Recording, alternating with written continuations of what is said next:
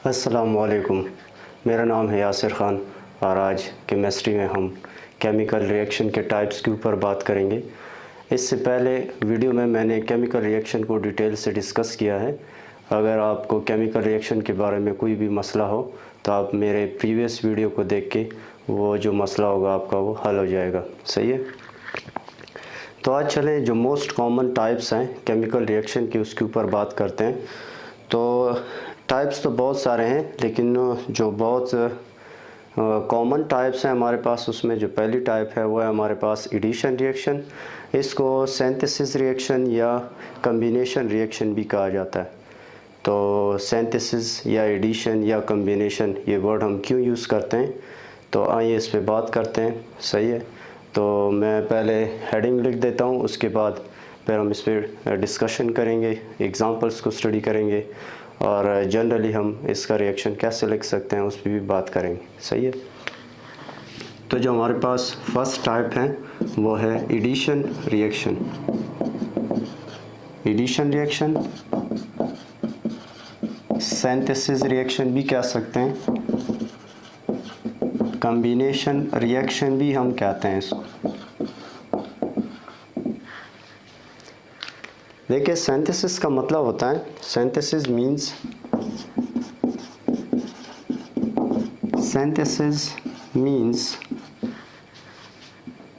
the process of making compounds। The process of making compounds. तो इसका मतलब क्या है? असल में एडिशन रिएक्शन या सिंथेसिस रिएक्शन में हम कम्प्लेक्स कंपाउंड्स को बनाते रहते हैं। अब ये कंपाउंड्स कैसे बनते रहते हैं कि असल में हम सिंपलर सब्सटेंसेस को मिलाने के बाद, जब हम सिंपलर सब्सटेंसेस को मिला लेते हैं, उनको ऐड कर देते हैं या उनको कंबाइन कर देते हैं केमिकली, तो एज अ रिज़ल्ट हमारे पास कंपाउंड्स बन जाते हैं। सही है। तो आइए हम इसको जनरली कैसे एक्सप्रेस करेंगे, तो उसको देख लेते हैं कि जनरली हम इसको कैसे लिख सकते हैं। तो जनरली इसको हम ऐसे लिख सकते हैं कि अगर हमारे पास एक सिंपलर सब्सटेंस है ए और दूसरा सिंपलर सब्सटेंस है बी, तो ये इन दोनों को ऐड करने के बाद हमारे पास जो कंपाउंड तैयार होगा उसको हम ए बी कहेंगे। ये मैंने आपको जनरली बता दिया है। इसके बाद हम और एग्जांपल्स स्टडी करेंगे जिसके अंदर हम एलिमेंट्स को लेंगे और उन एलिमेंट्स को कंबाइन करके एक कंपाउंड को फॉर्म करेंगे। सही है।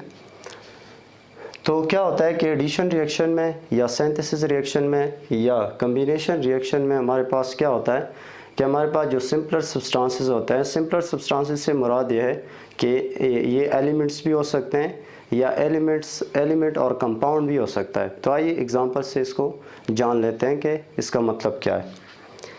तो कुछ एग्जांपल्स है, जैसे फॉर एग्जांपल के तौर पे, जैसे हमारे पास H2 plus O2 combine together to form H2O। तो हम जब हाइड्रोजन गैस और ऑक्सीजन गैस को मिला लेते हैं, ऐड कर लेते हैं या कंबाइन करते हैं केमिकली, तो एज अ रिज़ल्ट हमारे पास वाटर मॉलिक्यूल बनता है। बाकी आप इसको क्या करो, इसको बैलेंस करो, इधर भी 2 लगेगा, इधर भी 2 लगेगा, तो हमारे पास अब दोनों साइड क्या है, बैलेंस हो चुके हैं। इस तरह एक नेक्स्ट एग्जांपल को देख लेते हैं। नेक्स्ट एग्जांपल है, जैसे जब हम क्या करते हैं, सोडियम को क्लोरीन गैस के साथ रिएक्ट करवाते हैं या कंबाइन करते हैं, तो एज अ रिज़ल्ट हमारे पास सोडियम क्लोराइड टेबल साल्ट तैयार हो जाता है। सही। बाकी इसको आप बैलेंस करोगे तो यहाँ पे हम 2Na लगाएंगे, यहाँ पे भी 2 लग जाएगा, तो ये बैलेंस हो चुका है। सही है। तो इन दो एग्जांपल्स को देखने के बाद आपको कंफर्म हो गया होगा कि असल में एडिशन रिएक्शन, सिंथेसिस या कम्बिनेशन रिएक्शन से हमारा क्या मुराद है। सही है। इसी चीज़ को या इसी रिएक्शन को मैं एक शॉर्ट डेमोन्स्ट्रेशन से क्या करूँगा, आपको क्लियर करवाने की कोशिश करूँगा। किस तरह, इमेजिन कर लें कि हमारे पास 2 एलिमेंट्स हैं, ये एलिमेंट ए है और ये एलिमेंट बी है। जब इनको हम क्या करेंगे, इनको हम कंबाइन करेंगे तो एज अ रिज़ल्ट हमारे पास AB बन जाएगा। अब ये क्या है, ये AB बन चुका है, सही है। तो आप देख सकते हो कि सेम हमारे पास केमिस्ट्री में भी एलिमेंट्स जब आ जाते हैं एक दूसरे के साथ केमिकली कंबाइन हो जाते हैं और एज अ रिज़ल्ट हमारे पास एक कम्प्लेक्स कंपाउंड तैयार हो जाता है। तो इस सिंपल डिमॉन्स्ट्रेशन से आपको क्लियर हो गया होगा कि एडिशन रिएक्शन क्या होता है। So our next type is decomposition reaction.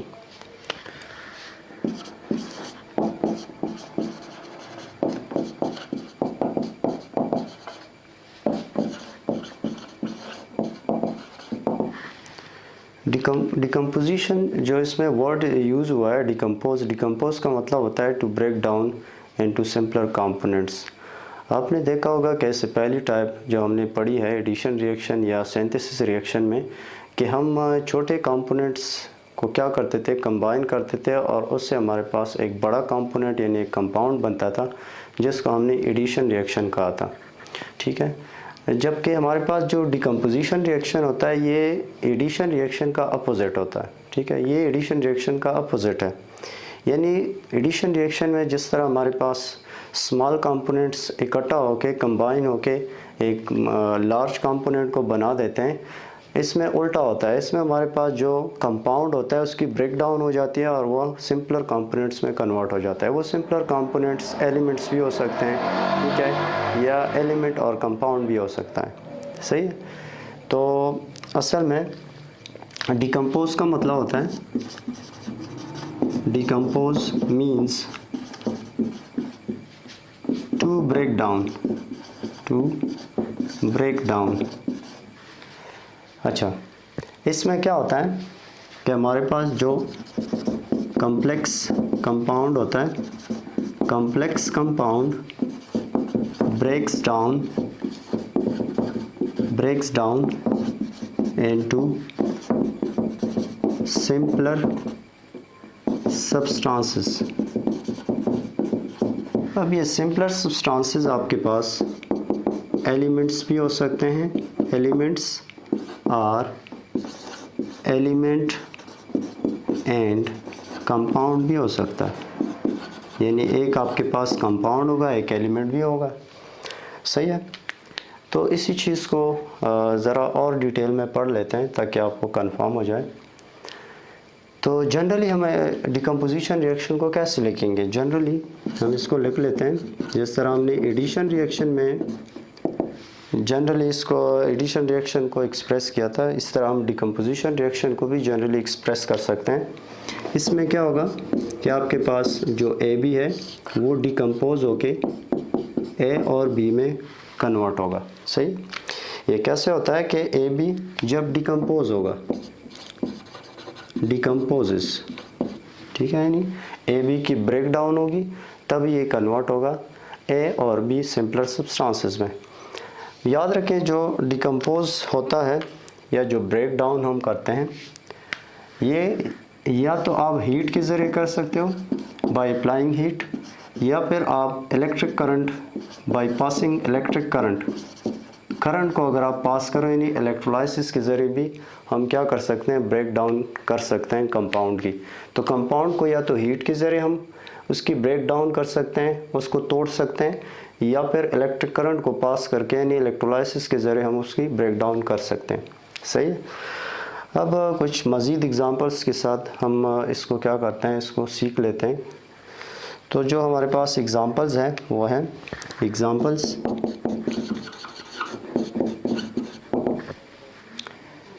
जैसे आपके पास H2O है, वाटर मॉलिक्यूल है। जब हम उससे इलेक्ट्रिक करंट को पास करेंगे तो हमारे पास कन्वर्ट हो जाएगा H2 + O2। बाकी आप इसको क्या कर सकते हो, इसको आप बैलेंस करो, ये बैलेंस हो जाएगा, सही है। कार्बोनेट असल में क्या है, लाइमस्टोन होता है। लाइमस्टोन को बहुत हाई हीट पे इसको डिकम्पोज किया जाता है और इसको कन्वर्ट किया जाता है calcium oxide plus carbon dioxide, सही है। Calcium oxide is also called quick lime. तो इसको हम क्या करते हैं, हीट के ज़रिए डिकम्पोज करते हैं। जिस तरह से पहले मैंने आपको बताया कि कंपाउंड्स को दो तरह से हम क्या कर सकते हैं, डिकम्पोज कर सकते हैं, या हीट के ज़रिए या इलेक्ट्रिक करंट के ज़रिए। तो फर्स्ट एग्जांपल में आप देख सकते हो कि वाटर मॉलिक्यूल को हमने इलेक्ट्रिक करंट के ज़रिए क्या किया है, उसको सिंपलर सब्सटेंसेस या सिंपल कंपोनेंट्स में डिवाइड किया है या कन्वर्ट किया है।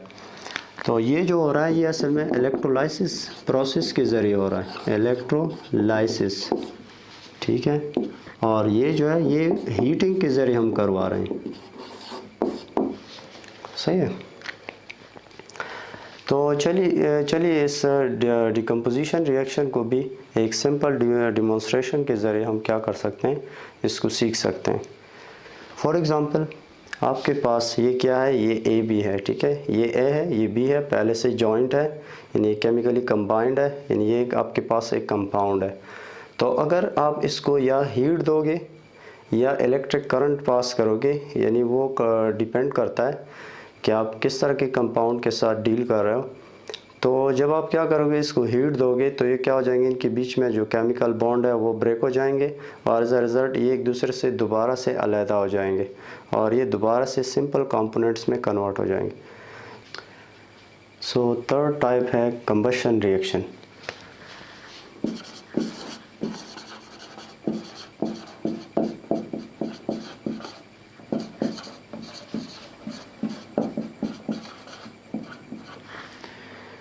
तो कंबशन का सिंपल मतलब होता है बर्निंग, यानी जब भी हम किसी चीज़ को बर्न करते हैं, जलाते हैं, तो इसको हम कंबशन रिएक्शन कहते हैं। यानी किसी भी चीज़ की बर्निंग को असल में कंबशन कहा जाता है, ठीक है। तो कंबशन के रिज़ल्ट में क्या होता है कि हमारे पास कार्बन डाइऑक्साइड और वाटर वेपर्स बनते रहते हैं, सही है। तो क्या होता है कि कंबशन रिएक्शन में हमारे पास एक सब्सटेंस होता है। जब हम किसी सब्सटेंस को क्या करते हैं, ऑक्सीजन की मौजूदगी में बर्न कर देते हैं, तो वो कन्वर्ट हो जाता है carbon dioxide plus water vapours में, सही है। मोस्टली जो हमारे पास हाइड्रोकार्बन्स होते हैं, यानी जिस सब्सटेंस की मैं बात कर रहा हूँ वो असल में हाइड्रोकार्बन्स होते हैं, यानी ऐसे कंपाउंड्स जो कार्बन, हाइड्रोजन और समटाइम्स ऑक्सीजन पे कंपोज करते हैं या मुश्तमिल होते हैं। जैसे कौन कौन से हैं, जैसे फॉर एग्ज़ाम्पल आपके पास मीथेन है CH4, ठीक है, जो कि कार्बन और हाइड्रोजन पे मुश्तमिल है। इस तरह हमारे पास प्रोपेन है C3H8 प्रोपेन, ये भी कार्बन और हाइड्रोजन पे मुश्तमिल है, सही है। इस तरह हमारे पास C2H5OH इथेनॉल, तो ये भी हमारे पास एक ऐसा हाइड्रोकार्बन है जो कि कार्बन, हाइड्रोजन और ऑक्सीजन पे मुश्तमिल है।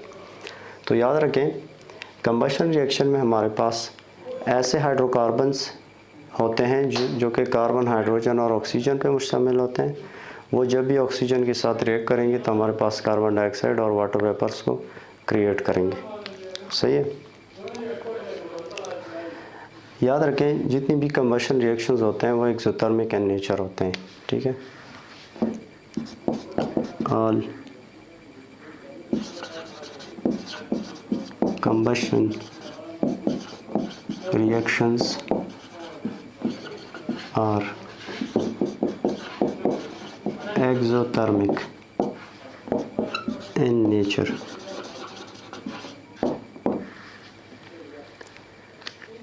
इसका मतलब यह है कि जितनी भी हमारे पास कंबशन रिएक्शन होते हैं उससे एनर्जी रिलीज़ होगी, यानी जब भी हम किसी हाइड्रोकार्बन को बर्न करेंगे तो हमारे पास कार्बन डाइऑक्साइड और वाटर वेपर्स के साथ साथ लॉट ऑफ एनर्जी भी रिलीज़ होगी। तो जब सिस्टम से सराउंडिंग की तरफ एनर्जी रिलीज़ होती है तो इसको हम एक्सोथर्मिक रिएक्शन कहते हैं।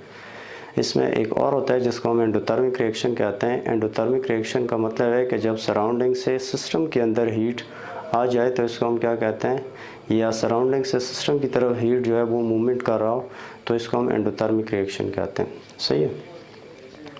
कंबशन रिएक्शन को जनरली हम कैसे रिप्रेजेंट करेंगे, ठीक है। तो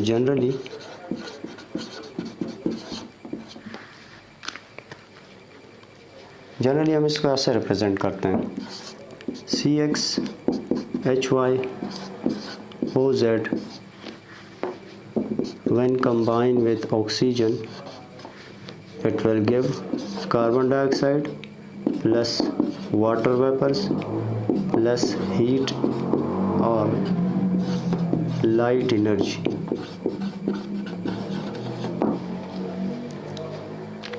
तो जितनी भी ज़्यादातर हमारे पास कंबशन रिएक्शंस होते हैं उसमें सेम हमारे पास यही प्रोडक्ट्स बनते रहते हैं, यानी कार्बन डाइऑक्साइड, वाटर वेपर्स, या तो हीट एनर्जी होगी, ठीक है, यानी जो एनर्जी खारिज होगी या वो तो हीट की शक्ल में होगी या फिर लाइट की शक्ल में इमिट होगी। सही है। अब हमारे पास कुछ कंबशन रिएक्शन के कुछ एग्जांपल्स हैं, जैसे मीथेन को जब ऑक्सीजन की मौजूदगी में हम बर्न करते हैं तो एज अ रिज़ल्ट हमारे पास carbon dioxide plus water vapours बन जाते हैं। सही है। अब कंबशन रिएक्शन के दो टाइप्स हैं, एक हमारे पास कंप्लीट कंबशन होता है और एक इनकम्प्लीट कंबशन होता है, उस पर बात करते हैं। सही है। तो कंबशन रिएक्शन के जो दो टाइप्स हैं वो कौन कौन से हैं उसको ज़रा लिख लेते हैं।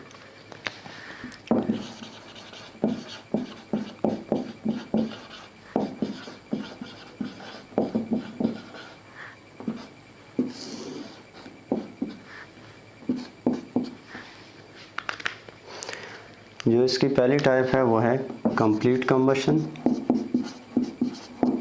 कंप्लीट कंबशन रिएक्शन, और जो दूसरी टाइप है वो है incomplete combustion reaction.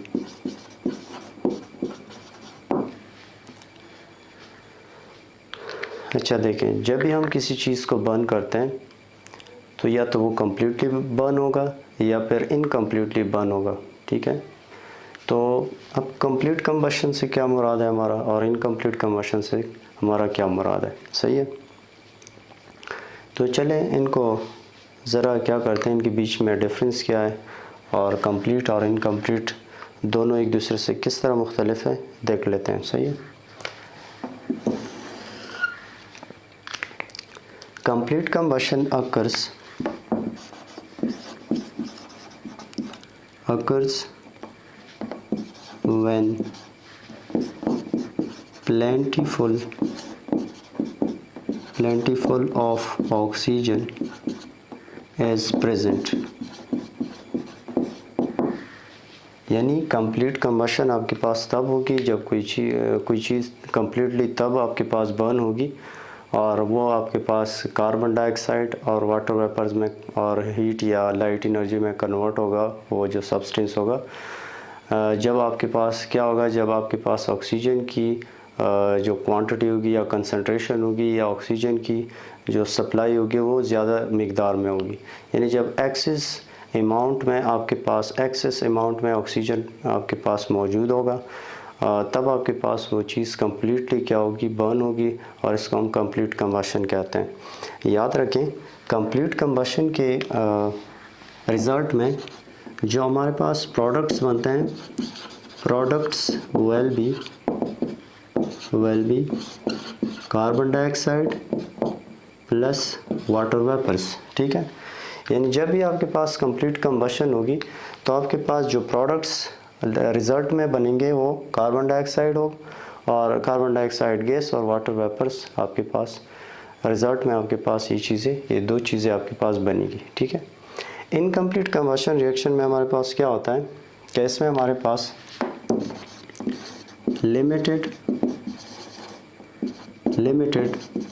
Supply of oxygen होती है। यानी इनकम्प्लीट कंबशन में हमारे पास ऑक्सीजन जो होता है उसकी एक ख़ास हमारे पास एक कम मिकदार हमारे पास उसकी कम कंसंट्रेशन हमारे पास मौजूद रहती है, जिसकी वजह से वो चीज़ कम्प्लीटली बर्न नहीं होगी। हमें ऑलरेडी पता है कि बर्निंग के लिए ऑक्सीजन इंतहाई ज़रूरी है।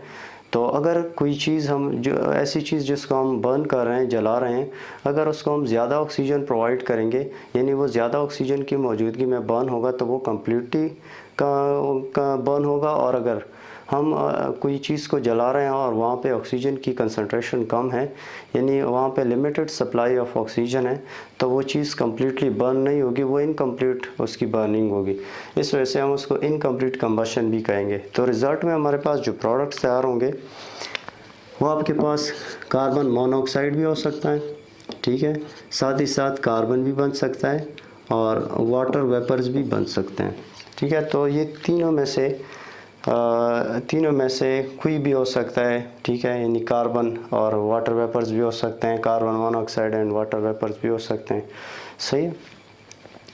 तो यहाँ आपने सीख लिया होगा कि कंबशन रिएक्शन की 2 टाइप्स हैं, complete combustion, incomplete combustion. Complete combustion में हमारे पास क्या होता है कि इसमें हमारे पास एक्सेस अमाउंट में या ज़्यादा मिकदार में हमारे पास ऑक्सीजन जो होता है वो प्रेजेंट होता है, जिसकी वजह से हमारे पास वो चीज़ कम्प्लीटली बर्न हो जाती है और एज अ रिज़ल्ट हमारे पास वो कन्वर्ट हो जाती है, वो सब्सटेंस या वो चीज़ जिसको हम बर्न कर रहे हैं, जिसको हम जला रहे हैं, वो कार्बन डाइऑक्साइड, वाटर वेपर्स और एनर्जी में कन्वर्ट होगा।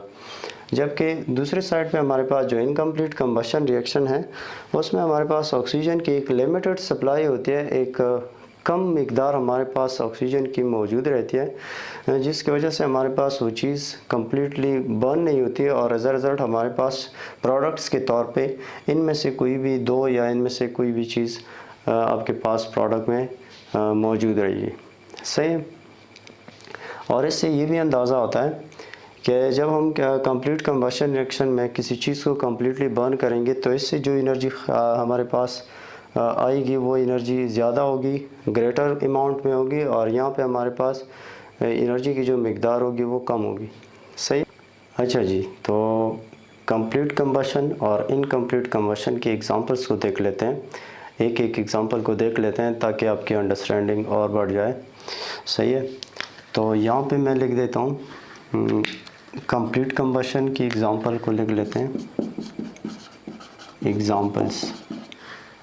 एग्जांपल्स में मैं इस तरह करता हूँ, यहाँ पे मैं लिख देता हूँ कंप्लीट कंबशन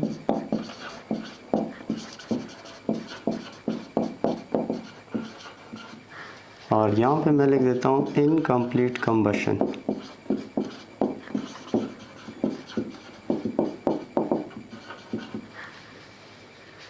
तो हमारे पास जो कंप्लीट कंबशन की जो एग्जांपल है वो ये है कि प्रोपेन है, for example C3H8 plus 5O2 to give 3CO2 plus 4H2O। अच्छा, इनकम्प्लीट कंबशन की जो हमारे पास एग्जांपल है वो है C3H8, यही प्रोपेन है, जब इसके साथ हम क्या करते हैं 2O2 कंबाइन करेंगे तो एज अ रिज़ल्ट हमारे पास बनेगा 3C प्लस 4H2O। अच्छा जी, तो इन दोनों एग्जांपल्स में आप देख सकते हो कि यहाँ पे हम प्रोपेन के साथ ज़्यादा ऑक्सीजन जो है, यानी एक्सेस सप्लाई ऑफ ऑक्सीजन हमारे पास मौजूद है। यहाँ पे प्रोपेन को ज़्यादा ऑक्सीजन जो है वो प्रोवाइडेड है, जिसकी वजह से आपके पास कंप्लीट कंबशन हो रही है, प्रोपेन पूरा का पूरा जल रहा है, बर्न हो रहा है, जिसकी वजह से हमारे पास कार्बन डाइऑक्साइड और वाटर वेपर्स बन रहे हैं। इस तरह इनकम्प्लीट कंबशन में आप देख सकते हो कि यहाँ पे वही प्रोपेन है और हमने लिमिटेड सप्लाई ऑफ ऑक्सीजन दे रखी है, यहाँ पे ऑक्सीजन कम है, यहाँ पे ऑक्सीजन ज़्यादा है। तो यहाँ पे हमारे पास लिमिटेड सप्लाई ऑफ ऑक्सीजन की वजह से ये प्रोपेन पूरी तरह बर्न नहीं होगा। इस वजह से हमारे पास जो प्रोडक्ट्स, रिज़ल्ट में हमारे पास जो प्रोडक्ट्स बनेंगे वो एक कार्बन और एक वाटर वेपर्स। अगर आप प्रीवियसली हमने जो लिखे थे कुछ चीज़ों को हमने लिखा था, उसमें मैंने ऑलरेडी ये चीज़ मेंशन की थी कि कंप्लीट कंबशन में आपको कार्बन डाइऑक्साइड और वाटर वेपर्स मिलेंगे, जबकि इनकम्प्लीट कंबशन में आपको कार्बन मोनोऑक्साइड और water vapours as a result product side पे आपको ये चीज़ें आपको क्या करेंगी, ये मिलेंगी, सही है। तो नेक्स्ट जो केमिकल रिएक्शन की टाइप है वो है डिस्प्लेसमेंट रिएक्शन। तो चलते हैं डिस्प्लेसमेंट रिएक्शन की तरफ कि डिस्प्लेसमेंट रिएक्शन में क्या होता है और इसको हम कैसे सीख सकते हैं, सही है। Displacement reaction,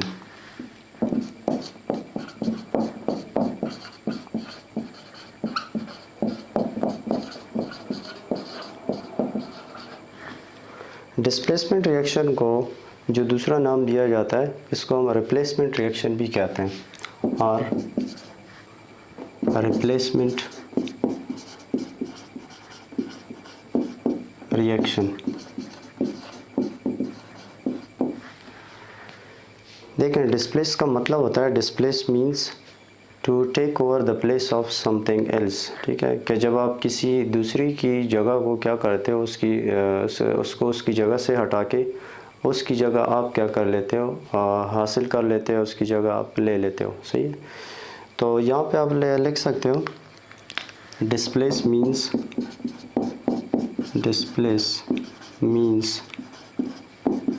to take over the place of other element in a compound।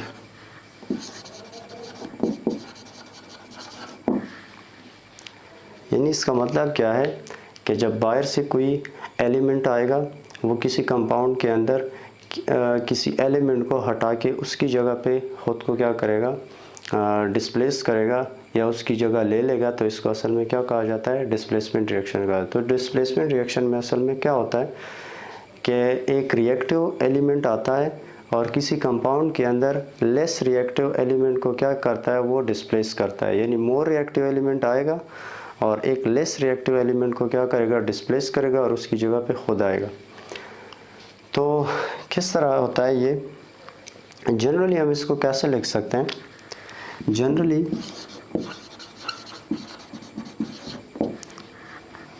For example हमारे पास एक एलिमेंट है, एक मोर रिएक्टिव एलिमेंट है ए, ठीक है, और ये हमारे पास सी और बी और सी जो है ये हमारे पास एक कंपाउंड है। ठीक है, तो यहाँ पे हमारे पास ये हो जाएगा बी प्लस ए सी। तो इस जनरल से रिएक्शन के अंदर आप देख सकते हो कि इसमें हमारे पास ए जो है ये फॉर एग्जांपल आप ले लें कि आप ये एक एलिमेंट है, मोर रिएक्टिव एलिमेंट है, और ये आपके पास एक कंपाउंड है जिसमें ये बी जो है ये आपके पास लेस रिएक्टिव एलिमेंट है। ठीक है, इसको मैं लेबल कर देता हूँ। फॉर एग्ज़ाम्पल ये ए जो है ये मोर रिएक्टिव है, इसकी रिएक्टिविटी ज़्यादा है। ठीक है, और ये बी जो है ये लेस रिएक्टिव है। ठीक है, तो डिस्प्लेसमेंट रिएक्शन में क्या होता है कि जो लेस रिएक्टिव होता है उसकी जगह मोर रिएक्टिव क्या हो जाता है, वो आ जाता है और इसकी जगह ले लेता है, यानी इसको डिस्प्लेस करता है। इस बी को ये ए क्या कर लेता है, इसको अपनी जगह से हटा देता है। ये ए क्या कर रहा है, असल में इस कंपाउंड के अंदर ये बी सी जो कंपाउंड है इसके अंदर ये बी जो है ये लेस रिएक्टिव है, जिसकी वजह से ये ए क्या करेगा, इस कंपाउंड के अंदर इस बी को हटा के इसकी जगह खुद ले लेगा, जिसकी वजह से हम इसको डिस्प्लेसमेंट रिएक्शन कहेंगे। तो आप देख सकते हो कि सी के साथ पहले हमारे पास बी था, बी एलिमेंट था, इस बी को किसने हटाया है, इसको ए ने हटाया और ए ने क्या किया, इस बी की जगह को ले रखा है। तो आप देख सकते हो कि बी जो है वो अकेला रह गया है प्रोडक्ट साइड पे, और हमारे पास सी के साथ कौन सा आया है, ए आया है, यानी बी को हटा के ए ने क्या किया है, बी की जगह को ले रखा है। तो इसको हम एक एग्ज़ाम्पल से भी समझ सकते हैं। जैसे फॉर एग्ज़ाम्पल जिंक है, जिंक प्लस कॉपर सल्फेट, तो इधर हमारे पास बन जाएगा जिंक सल्फेट प्लस कॉपर। तो इस रिएक्शन के अंदर आप देख सकते हो कि जिंक जो है वो ज़्यादा रिएक्टिव एलिमेंट है एज़ कम्पेयर टू कॉपर। तो ये जिंक क्या करेगा, इस कॉपर को हटा के इसकी जगह खुद आएगा। जैसे यहाँ पे आप देख सकते हो कि यहाँ सल्फेट आयन के साथ पहले हमारे पास कॉपर था, तो कॉपर को किसने हटाया है, इसकी जगह किसने ले रखी है, जिंक ने ले रखी है। क्योंकि यहाँ पे प्रोडक्ट साइड पे आपको नज़र आ रहा होगा कि हमने सल्फेट के साथ जिंक को लिखा है। क्यों लिखा है, क्योंकि zinc is more reactive than copper, इसलिए जिंक ने कॉपर की जगह ले रखी है और कॉपर जो है वो अकेला रह चुका है। सही। तो सिंगल और डबल डिस्प्लेसमेंट रिएक्शंस को डिस्कस करने से पहले आपको ये मालूम होना चाहिए कौन सा एलिमेंट आपके पास मोर रिएक्टिव है और कौन सा आपके पास लेस रिएक्टिव है। तो इस चीज़ को जानने के लिए आपको एक सीरीज़ है जिसको हम रिएक्टिविटी सीरीज़ कहते हैं, जिसमें कुछ एलिमेंट्स हैं उनके रिएक्टिविटी के बारे में लिखा गया है कि कौन से आपके पास मोर रिएक्टिव है और कौन से आपके पास लेस रिएक्टिव है। उस रिएक्टिविटी सीरीज़ को इंतहाई ईजी तरीके के साथ हम याद कर सकते हैं। अगर आप एक शॉर्ट ट्रिक जो है उसको याद रखो तो फिर आपको वो सीरीज़ जो होगा वो याद रहेगा। तो जो शॉर्ट ट्रिक है वो कौन सा है, तो मैं आपको लिख देता हूँ। एक दो जुमले हैं, एक दो सेंटेंसेस है, उसको याद रखें। कौन से दो सेंटेंसेस हैं तो उसको लिख लेते हैं। Please stop calling me a cute zebra, I like her calling me smart guy। तो आपने ये जो दो सेंटेंसेस है इसको याद रखना है। Please stop calling me a cute zebra, I like her calling me smart guy. तो इस चीज़ को आप याद रखोगे तो मुझे उम्मीद है कि आप कभी भी रिएक्टिविटी सीरीज़ को भूलोगे नहीं। तो इससे ये एक एक वर्ड जो है ये असल में एक एक एलिमेंट को क्या करता है, शो कर रहा है। तो प्लीज़ से जो एलिमेंट है वो है पोटाशियम, स्टॉप एस से है सोडियम, कॉलिंग सी से हमारे पास है कैल्शियम, मैग्नीशियम, ऐसे हमारे पास है एल्युमिनियम, और सी से है हमारे पास कार्बन, जेड से हमारे पास है जिंक, आई से हमारे पास है आयरन, एल से हमारे पास है लेड, एच से हमारे पास है हाइड्रोजन, सी से हमारे पास है कॉपर, और एम से हमारे पास है मरकरी, एस से हमारे पास है सिल्वर, और जी से हमारे पास है गोल्ड। अच्छा, इस रिएक्टिविटी सीरीज़ में जो टॉप पे लिखा गया है पोटाशियम वो सबसे मोर रिएक्टिव है, और जो हमारे पास नीचे गोल्ड लिखा है वो सबसे नीचे है, तो इसका मतलब ये सबसे हमारे पास लेस रिएक्टिव है। इस रिएक्टिविटी सीरीज़ में जितना आप ऊपर जाओगे तो आपके पास मोर रिएक्टिव एलिमेंट्स आएंगे, ठीक है।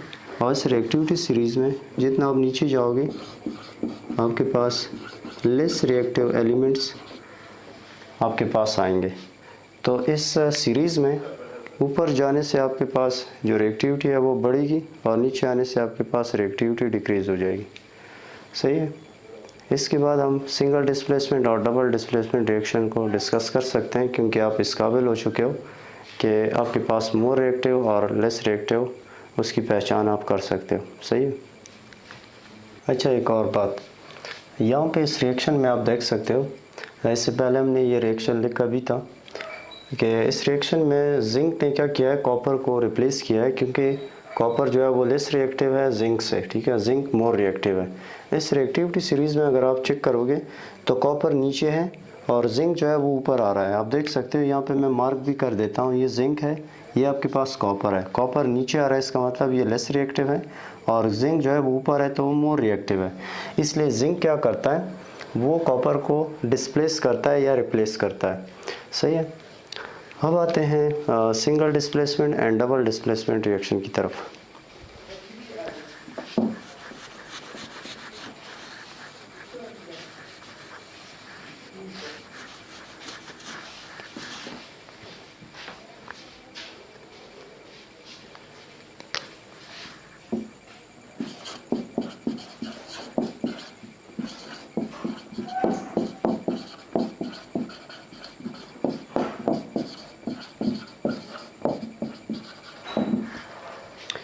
देखें सिंगल डिस्प्लेसमेंट रिएक्शन जिस तरह नाम से वाज़ेह है कि सिंगल वर्ड आया तो इसका मतलब है कि एक सिंगल एलिमेंट जो कि मोर रिएक्टिव होगा वो आएगा और किसी कंपाउंड के अंदर जो लेस रिएक्टिव एलिमेंट होगा उसको डिस्प्लेस करेगा। किस तरह? जनरली हम इसको कैसे रिप्रेजेंट करते हैं? वैसे इससे पहले मैंने वो जनरली रिप्रेजेंट भी किया है और लिखा भी है। जैसे इमेजिन कर लें कि आपके पास एक ए है, ठीक है, और एक आपके पास बी सी है, और यहाँ पे आपके पास बन जाता है बी और ए सी। इस जनरल से रिएक्शन में आप देख सकते हो यहाँ पे ये जो ए है ये मोर रिएक्टिव है देन बी, ठीक है। तो ये ए क्या, इसने ये ए ने क्या किया है, इसने बी को रिप्लेस किया है, इसलिए बी जो है वो यहाँ पे आ चुका है और इस बी की जगह किसने ली है, ए ने ली है। तो इस जनरल से रिएक्शन में आपको क्लियर हो गया होगा कि एक more reactive single more reactive element क्या करता है, किसी कंपाउंड के अंदर लेस रिएक्टिव एलिमेंट की जगह को ले लेता है, जिसकी वजह से हम इसको सिंगल डिस्प्लेसमेंट रिएक्शन कहते हैं। अब इसके एग्जांपल्स क्या क्या है, ठीक है। वैसे थ्योरेटिकली आप किस तरह लिखोगे, आप लिखोगे कि a type of chemical reaction in which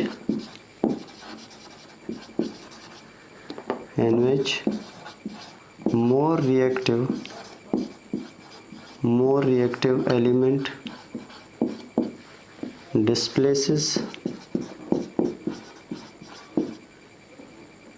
less reactive element in a compound.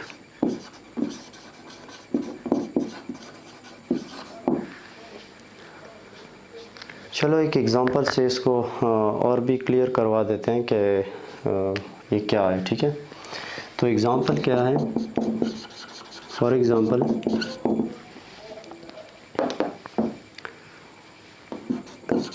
Potassium है, जब इसको हम क्या करते हैं सोडियम क्लोराइड के साथ रिएक्ट करवाते हैं, तो चूंकि इस रिएक्टिविटी सीरीज़ में आप देख सकते हो कि पोटाशियम जो है वो ज़्यादा रिएक्टिव है एज़ कम्पेयर टू सोडियम। तो ये क्या क्या करेगा, ये पोटाशियम सोडियम की जगह ले लेगा और सोडियम को डिस्प्लेस करेगा। तो एज अ रिज़ल्ट हमारे पास बन जाएगा KCl प्लस Na सोडियम। तो आप अगर हम इसको ज़रा इसके साथ कंपेयर करें इस जनरल रिएक्शन के साथ, तो ये क्या इस तरह है जिस तरह ये A है, ठीक है।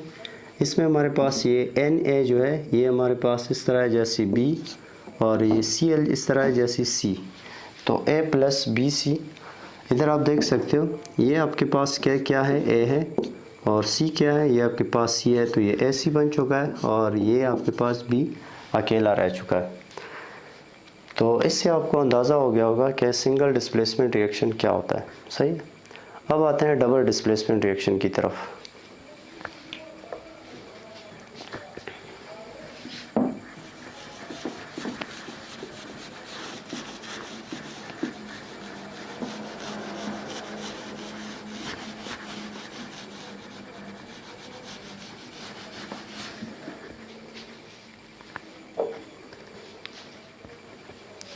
अच्छा, अब डिस्कस करते हैं double displacement reaction.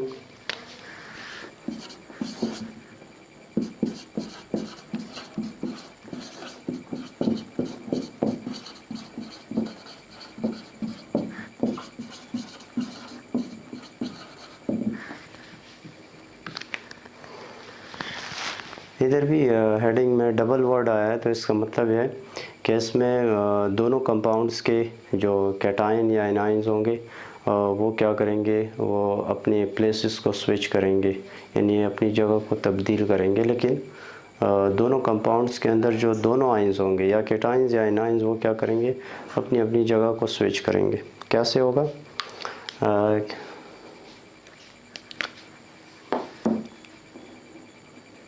when cations and anions, when cation and anion of both the compounds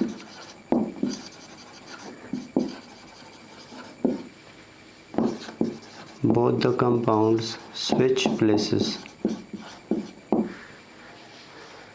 जब दोनों कंपाउंड्स के कैटाइन और एनाइंस क्या करेंगे, अपनी जगह को क्या करेंगे, स्विच करेंगे, तब्दील करेंगे, बदल देंगे, चेंज करेंगे, तो इसको हम डबल डिस्प्लेसमेंट रिएक्शन कहते हैं। जैसे जनरली हम इसको कैसे रिप्रेजेंट करेंगे, फॉर एग्ज़ाम्पल आपके पास है AB प्लस CD, तो यहाँ पे आपके पास बन जाएगा, ये हो जाएगा AD प्लस BC। तो इस जनरल से रिएक्शन में आप देख सकते हो कि इस A ने क्या किया है, इस A ने C की जगह ले ली है, ठीक है ना। A जो है ये स्विच हुआ है C के साथ, तो आप देख सकते हो इस तरफ हमारे पास AD बन चुका है और BC बन चुका है। अब इस रिएक्शन के अंदर, इस जनरल से रिएक्शन के अंदर आप देख सकते हो कि दोनों कंपाउंड्स के जो आयंस है उन्होंने ख़ुद को क्या किया है, दोनों ने ख़ुद को डिस्प्लेस किया हुआ है, ठीक है, यानी दोनों ने अपनी जगह को स्विच किया हुआ है। तो जो डबल डिस्प्लेसमेंट रिएक्शन की हमारे पास एग्ज़ाम्पल है वो ये है। फॉर एग्ज़ाम्पल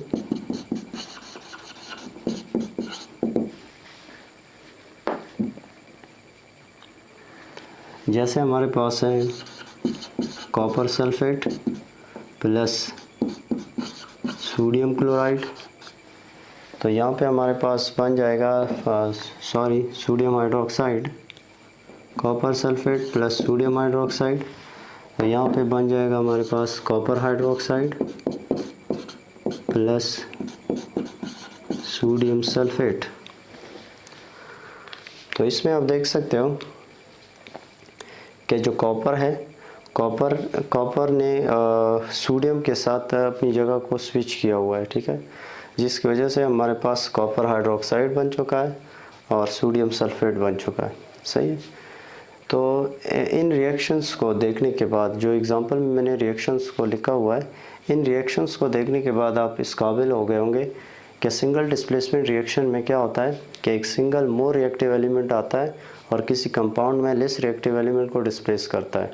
सेम इसी तरह हमारे पास डबल डिस्प्लेसमेंट रिएक्शन में क्या होता है कि हमारे पास जो दोनों कंपाउंड्स, इसमें दो कंपाउंड्स होंगे, यानी हमारे पास दो साल्ट्स होंगे जो कि वाटर में डिज़ोल्व होंगे, यानी हम क्या करेंगे, दोनों साल्ट्स के एक्वस सॉल्यूशंस को जब मिक्स करेंगे तो एज अ रिज़ल्ट हमारे पास इसमें एक ऐसा साल्ट भी तैयार होगा जो कि प्रिसिपिटेट होगा, इसलिए डबल डिस्प्लेसमेंट रिएक्शन को हम प्रिसिपिटेशन रिएक्शन भी कहते हैं, सही है।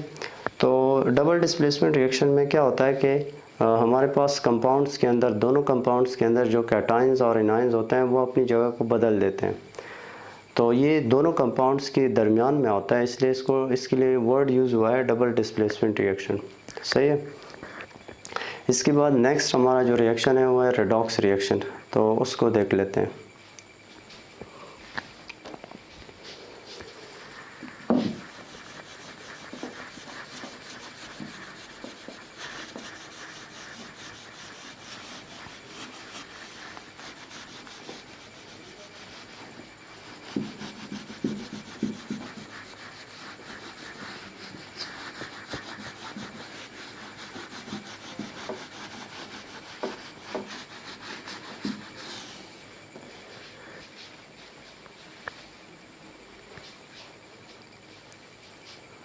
अच्छा जी, तो रेडॉक्स रिएक्शन जो है उसको देख लेते हैं कि रेडॉक्स रिएक्शन क्या होता है, इसको डिस्कस करते हैं।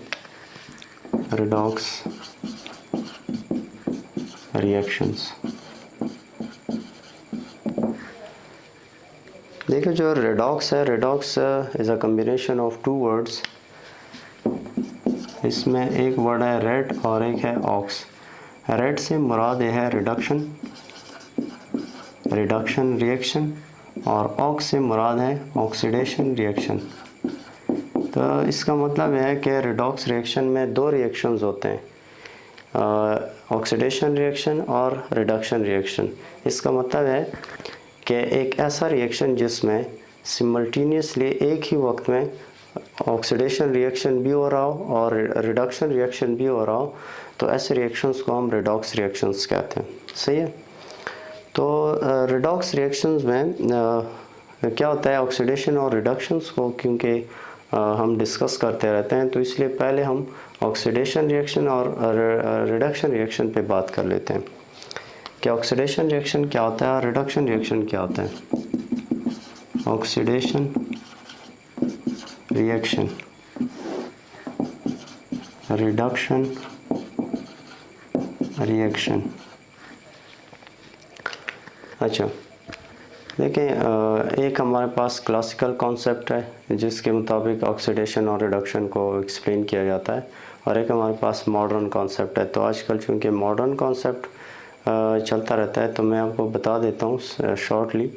ऑक्सीडेशन में हमारे पास इलेक्ट्रॉन जब किसी भी एलिमेंट से लॉस हो जाए, ठीक है, या किसी भी स्पीशीज से जब इलेक्ट्रॉन लॉस हो जाते हैं, तो इसको हम क्या कहते हैं, इसको हम ऑक्सीडेशन कहते हैं। और एज अ रिज़ल्ट जिस स्पीशीज से इलेक्ट्रॉन लॉस हो जाते हैं उसका जो ऑक्सीडेशन चार्ज हो जाता है या जो ऑक्सीडेशन नंबर होता है वो इंक्रीज़ हो जाता है। और रिडक्शन रिएक्शन में क्या होता है कि जब कोई स्पीशी इलेक्ट्रॉन गेन कर लेता है, तो एज अ रिज़ल्ट उसके ऊपर जो ऑक्सीडेशन चार्ज या ऑक्सीडेशन नंबर होता है वो डिक्रीज़ हो जाता है। तो मैंने क्या कहा है कि ऑक्सीडेशन में क्या होता है, लॉस ऑफ इलेक्ट्रॉन्स, और रिडक्शन में गेन ऑफ इलेक्ट्रॉन्स। देखो इसको आप इस तरह भी याद कर सकते हो शॉर्ट ट्रिक के ज़रिए कि आप इस चीज़ को याद रखो, लीव गेयर। तो लीव गेयर से मुराद ये है कि लीव में एल जो है loss of electron is called oxidation, gain of electron is called reduction. तो लीव से मुराद ये है कि ऑक्सीडेशन में हमारे पास इलेक्ट्रॉन लॉस होते हैं और रिडक्शन में हमारे पास इलेक्ट्रॉन गेन होते हैं। अच्छा जी, फिर मैंने एक और बात आपको कही है कि जब इलेक्ट्रॉन लॉस होते हैं तो as a result oxidation number increases. Oxidation number क्या होगा, इंक्रीज होगा। और जब इलेक्ट्रॉन गेन्स हो जाते हैं, इलेक्ट्रॉन जब कोई स्पीशी इलेक्ट्रॉन गेन कर लेती है, तो as a result oxidation number decreases. Oxidation number क्या होगा, डिक्रीज हो जाएगा। सही है। इसको एक एग्जांपल से जान लेते हैं। फॉर एग्जांपल आयरन है जिसके ऊपर +2 चार्ज है। ये आयरन जब क्या कर लेता है, एक इलेक्ट्रॉन लॉस कर लेता है, तो एज अ रिज़ल्ट ये बन जाएगा Fe+3।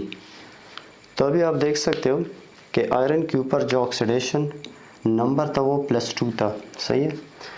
वो ऑक्सीडेशन नंबर अभी +3 बन चुका है, यानी इंक्रीज़ हो चुका है। क्यों? क्योंकि इसने इलेक्ट्रॉन को लूज़ किया हुआ है। दूसरे साइड पे देख लेते हैं, इसका एक एग्ज़ाम्पल ले लेते हैं। फॉर एग्ज़ाम्पल आपके पास आयरन है +3। जब ये एक इलेक्ट्रॉन को गेन कर लेगा तो एज अ रिज़ल्ट ये कन्वर्ट हो जाएगा Fe+2 में। तो अभी आप देख सकते हो कि आयरन है जिसका ऑक्सीडेशन नंबर +3 था, वो +2 में जा चुका है। इसका मतलब है कि इसका ऑक्सीडेशन नंबर डिक्रीज़ हो गया है। क्यों? क्योंकि इसने इलेक्ट्रॉन को गेन किया है। ठीक। अच्छा, ऑक्सीडेशन नंबर क्या होता है? असल में ऑक्सीडेशन नंबर किसी भी कोई भी एलिमेंट या कोई भी स्पीशी जब इलेक्ट्रॉन को लॉस कर लेती है या गेन कर लेती है, तो उसी वक्त उसके ऊपर जो ज़ाहिरी चार्ज आ जाता है, उसी चार्ज को हम क्या कहते हैं, ऑक्सीडेशन चार्ज या ऑक्सीडेशन नंबर कहते हैं। सही है। अभी आ जाते हैं ऑक्सीडेशन रिएक्शंस के कुछ एग्जांपल्स को देख लेते हैं, ताकि आपको अच्छी तरह क्लियर हो जाए कि ऑक्सीडेशन रिएक्शंस क्या होते हैं। सही।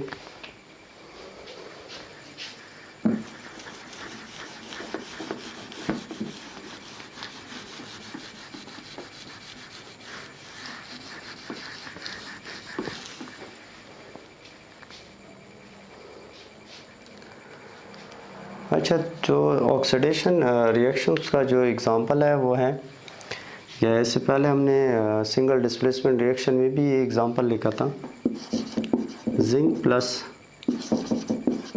Copper sulphate, zinc sulphate plus copper. अच्छा, क्लास 9 के बुक में एक टॉपिक है कि हम जब भी ऑक्सीडेशन नंबर असाइन करते हैं तो उसके लिए कुछ रूल्स पढ़ते हैं। उन्हीं रूल्स में आपने शायद सुना होगा कि कोई भी एलिमेंट जब कोई भी एलिमेंट जो होता है वो जब अलोन होता है, ठीक है, या सेपरेट होता है तो उसके ऊपर जो ऑक्सीडेशन नंबर होता है वो ज़ीरो होता है, ठीक है। तो यहाँ पे आप देख सकते हो कि जिंक जो है, जिंक यहाँ पे अलोन है तो इसलिए इसके ऊपर ऑक्सीडेशन नंबर ज़ीरो होगा। यहाँ पे कॉपर अलोन है तो इसके ऊपर भी ऑक्सीडेशन नंबर ज़ीरो होगा। यहाँ पे आप देख सकते हो, आपको ऑलरेडी पता भी होगा कि जो हमारे पास सल्फेट आयन होता है, सल्फेट आयन पे हमारे पास जो चार्ज होता है वो -2 होता है, ठीक है। तो अब यहाँ पे आपको दिखाई दे रहा होगा कि कॉपर सल्फेट जो है इसके ऊपर जो होल चार्ज है वो है हमारे पास ज़ीरो। तो इसका मतलब है कि इस कंपाउंड के अंदर कॉपर और सल्फेट के ऊपर जो ऑक्सीडेशन चार्जेस है वो क्या है, वो एक दूसरे को कैंसल आउट कर रहे हैं या एक जैसे हैं। तो इसका मतलब है कि जब सल्फेट पे -2 है तो कॉपर पे +2 होगा, सही है। यहाँ पे भी हमारे पास जिंक के ऊपर +2 चार्ज है और सल्फेट पे -2 है।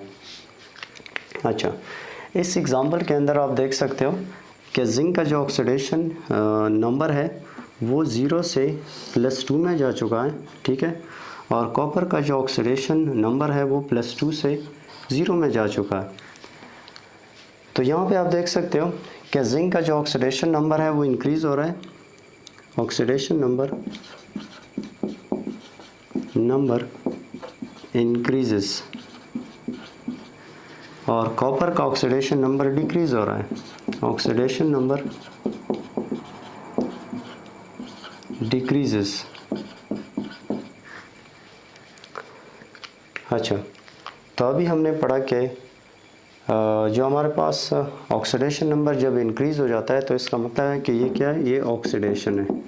इसको हम ऑक्सीडेशन रिएक्शन कहते हैं। रिडक्शन में क्या होता है कि हमारे पास किसी भी स्पीशी का जो चार्ज होता है, जो ऑक्सीडेशन नंबर होता है वो डिक्रीज़ हो जाता है।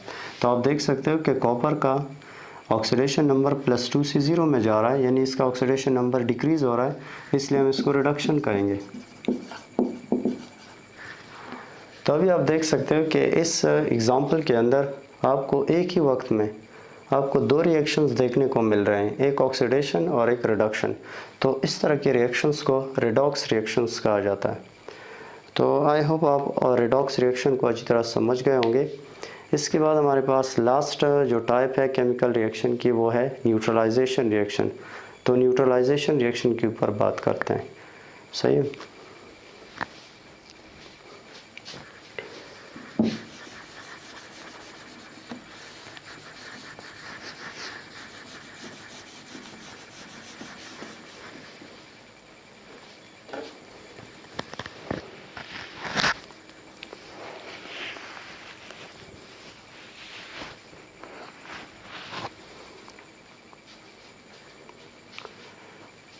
अच्छा जी, न्यूट्रलाइजेशन रिएक्शन।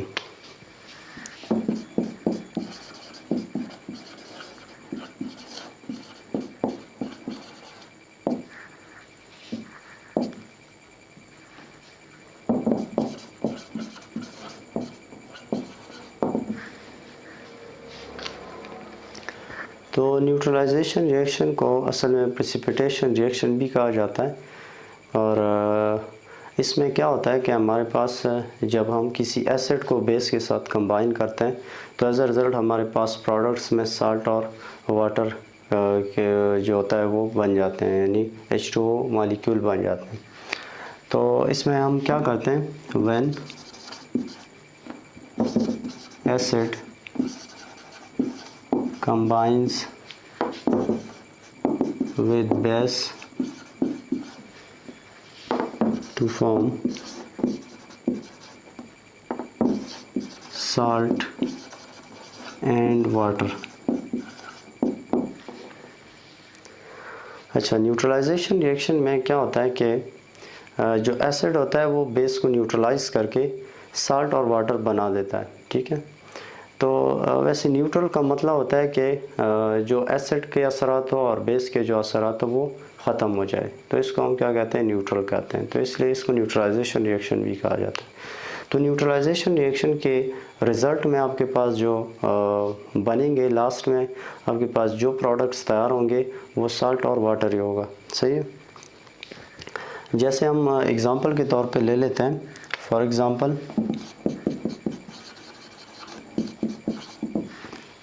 आपके पास है HCl जो कि एक एसिड है। इसको जब हम NaOH सोडियम हाइड्रोक्साइड के साथ कंबाइन करेंगे तो एज अ रिज़ल्ट हमारे पास बन जाएगा सोडियम क्लोराइड प्लस H2O। अच्छा, इस एग्ज़ाम्पल से आपको क्लियर हो गया होगा कि जब हमने एसिड और बेस को कंबाइन किया तो एज अ रिज़ल्ट हमारे पास साल्ट और वाटर तैयार हुआ। इसको मैं लेबल भी कर देता हूँ। ये हमारे पास एक एसिड है जिसको हम हाइड्रोक्लोरिक एसिड कहते हैं। ये हमारे पास एक बेस है जिसको हम सोडियम हाइड्रोक्साइड भी कहते हैं, caustic soda also called caustic soda. Sodium hydroxide acid जो कि एक बेस है। तो यहाँ पे हमारे पास क्या क्या बने हैं, यहाँ पे हमारे पास एक साल्ट बन चुका है और एक वाटर बन चुका है। तो ये था न्यूट्रलाइजेशन रिएक्शन। तो हमने डिटेल में सारे जो केमिकल रिएक्शन के टाइप्स है उसको डिस्कस कर लिया है। आपका कोई भी अगर क्वेश्चन है तो आप कमेंट सेक्शन में आप उसको लिख के आप वो पूछ सकते हो। इंशाल्लाह नेक्स्ट वीडियो में मिलेंगे। अल्लाह हाफिज़।